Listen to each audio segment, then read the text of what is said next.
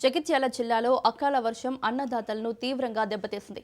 కోరుట్ల నియోజకవర్గంలోని కథలాపూర్ ప్రాంతంలో కురిసిన అకాల వర్షం రైతులకు తీరని నష్టం మిగిల్చింది. భూషణరావుపేటలో గడ్డం రాజేశ్వరరెడ్డికి చెందిన 6 ఎకరాల వరి పంట పూర్తిగా నేలకొరిగింది. కోతకు సిద్ధంగా ఉన్న పంట ఒక్కసారిగా కురిసిన వర్షం వల్ల భారీ ఈదురుగాళ్ల కారణంగా పూర్తిగా దెబ్బతింది.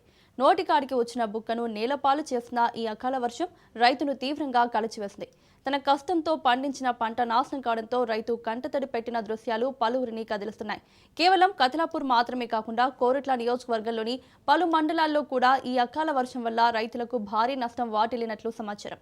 అధికారులు క్షేత్రస్థాయిలో పర్యటించి నష్టాన్ని అంచనా వేసి తక్షణ సహాయం అందించాలని కోరుతున్నారు. భగవంతా గిట్ల ఎత్తి